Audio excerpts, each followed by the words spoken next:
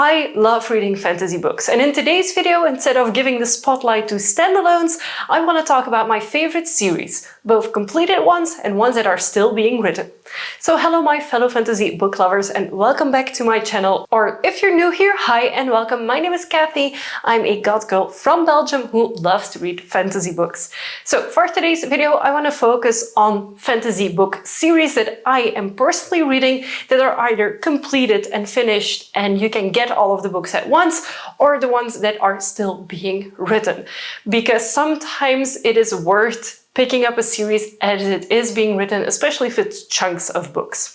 For the purpose of this video, I'm going to start with the completed series and then I'm going to talk about the not completed series. And for this video, I'm not counting duologies as series. Series need to be at least 3 books. The first completed series that I want to talk about is the Temeraire series by Naomi Novik.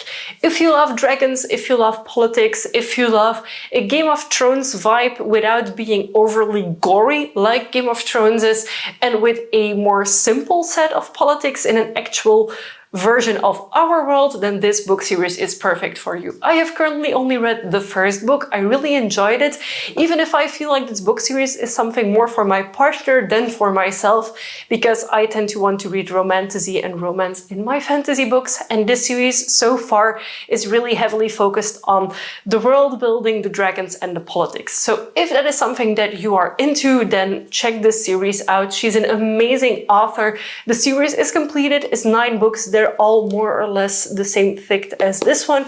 I think it took me about 3 to 4 days to actually finish it. The first book is a little bit over 300 pages in its softcover version. So if you're looking into a completed dragon-based series with politics, with world building, with epic dragons, then the Temeraire series by Naomi Novik is perfect for you. Up next, another completed series with dragons is the Fireborne trilogy by Rosaria Munda. In this trilogy, we follow 2 main characters. Both were orphaned at a young age, so they don't have their families anymore, but they come from totally different backgrounds. This also has a dragon school, so you get chosen by your dragon and you have to earn to be a dragon rider, etc. There is a class system. I really loved the scene setting of this world. There is some politics involved, but it's not as present as, for example, in Temeraire. And this is a YA series, so it reads a lot smoother as well, I feel. There's only 3 books in this trilogy. I hope it has a satisfying ending, because so far I've only read book 1 and I absolutely really loved it and love the setup that it gives for the next 2 ones. And I'm actually looking forward to when I will be continuing and finishing the trilogy. And the Fireborne trilogy is actually called the Aurelian Cycle. Up next, we have the Locked Tomb trilogy with Gideon, Harrow and Nonna the Ninth.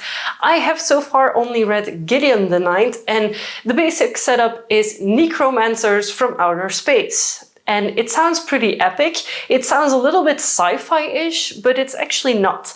This feels more like a high fantasy, epic fantasy with a lot of different magic systems involved than it does a sci-fi series, because it's marketed also as like a fantasy series and not a sci-fi series. I struggled with book 1, I'm not gonna lie, and I know I'm gonna struggle with the start of book 2 as well from a friend who has read it. In book 1 we follow Gideon the Ninth, who is on the cover of this book, and together with another character they actually go into this trial to select the best necromancer, but a lot of mystery things happen and we're not always sure what actually is going on in this part of the intrigue of these books. So I enjoyed book 1, even if it was a little bit hit and miss for me in some of the lines of the plot, but this trilogy is fully completed with Gideon, Nonna and Harrow the Ninth. I'm not sure if that's the order, if it's Gideon, Harrow, Nonna or Gideon, Nonna, Harrow, but the trilogy nonetheless is completed, and if this speaks to you, then just look up the books and decide if it is something that you want to read as well. So now we get into the territory of the unfinished series that I'm currently reading. First of all, I want to talk about one of my favorite urban fantasies. And urban fantasy is not something that I often dip my toes in because it's very hit or miss for me. However, The Bone Season by Samantha Shannon is one that I absolutely love. It is so good. There's currently 4 books out of, I think, what's going to be 7 books in total, and these are the revised editions. So it's been 10 years since she wrote book 1, which is the Bone Season, and she actually revised book 1, 2, 3, and 4 just recently, and now she's finishing book 5 as we speak. So this is a urban fantasy. We follow our main character. I'm not going to talk too much about the series because then I will give spoilers, but there's a lot of paranormal things happening, psychic abilities. There's a lot of recognizable elements about our world, so there's a Paris, a London, etc. But still, it is different and I love it. So there's already 4 books out as we speak. They are not the thinnest books, also not the thickest books. So if you want to get into the series as it's being written, then now is the time. If you prefer to wait until it's completely done, you will have to be a little bit more patient. Up next, I want to talk about a very, very, very big series that I don't think will ever be fully completed because there's constantly books being written. It is the Dragonlance series. Now, I personally really love the book that I've recently read, which was Dragons of the Seed by Weis and Hickman. And this is part of the realm of Dragonlance, which is all very much D&D inspired writing, but it is a separate trilogy. So there's going to be 3 books, Dragons of the Seed being the first one. And this is high fantasy, epic fantasy with all sorts of different heroes going together to find something special, something unique. There is a lot of weird things happening and it feels exactly like my D&D campaign plays at times, but then better. So if you are someone who loves playing D&D or who loves watching D&D sessions, then I think you will really love this series. So within Dragonlance realm, there are a lot of completed trilogies because most of the time the books are written in groups of trilogies, but there's elements who come back in different books. So for example, the heroes of the book series that I'm currently reading, those are actually written about in a different trilogy separately from the one that I'm currently reading. So it's a big universe with a lot of interlocking elements and it's amazing, it's epic, it's just brilliant. I, of course, also need to address the Empyrean series, or as most people know it, the Fourth Wing series. For now, we have 2 books that are already out, Fourth Wing and Iron Flame, that I both devoured whenever I got my hands on them. So Fourth Wing whenever I got to know Fourth Wing, and Iron Flame the moment it released.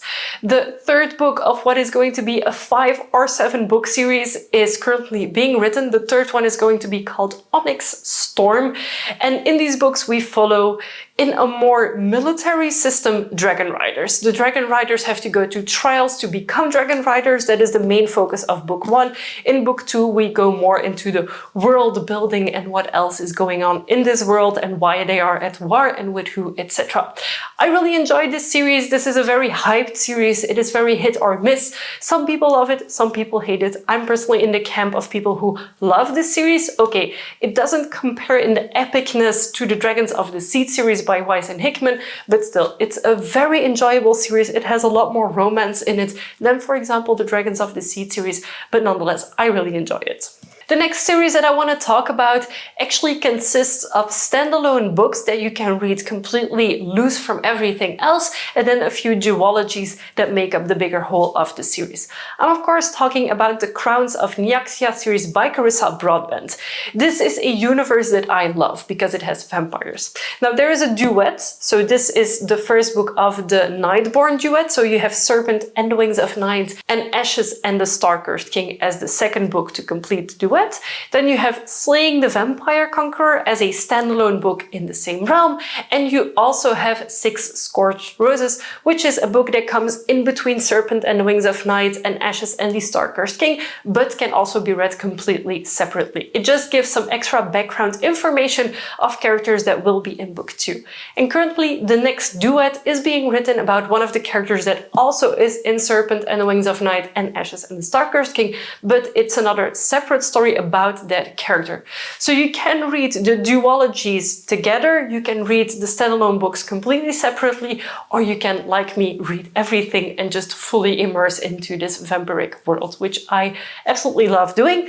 So at this point, I've read everything in a conclusion type of way, so there's no open endings that are like extremely open, like the ending to Ashes and the Starcursed King is open, of course, because you can always keep on writing, but there is a sense of completion already. However, I know that there's going to be at least 2 more books, and I'm so invested in this series that I cannot wait for them to come out. Another series that I'm currently reading is the Fallen Gods series, or otherwise known as the Godkiller series by Hannah Kaner. For now, we have 2 books out of what is going to be a trilogy, so book 1 and 2 are already out. Book 3 is going to be for next year, if I'm not mistaken.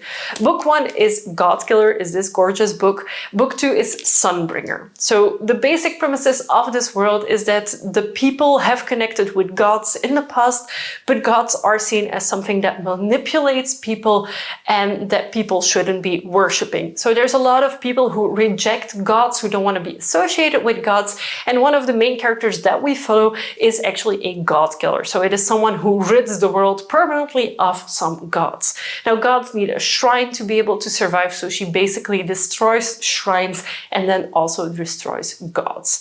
However, there is of course a plot twist in this book. There is a second main character that she encounters, who's actually a younger girl who has a god connected to her, and they don't know how that happened or how it is possible, and that will be explained further into book 2.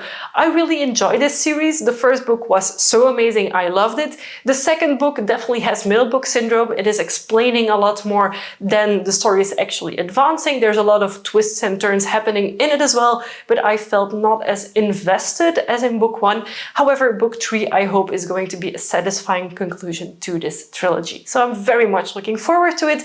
And if you're interested, book 1 and book 2 are out.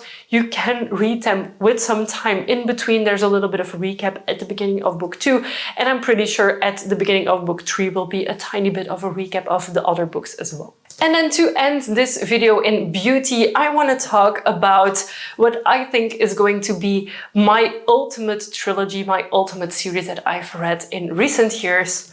It is the Empire of the Vampire trilogy by J. Kristoff.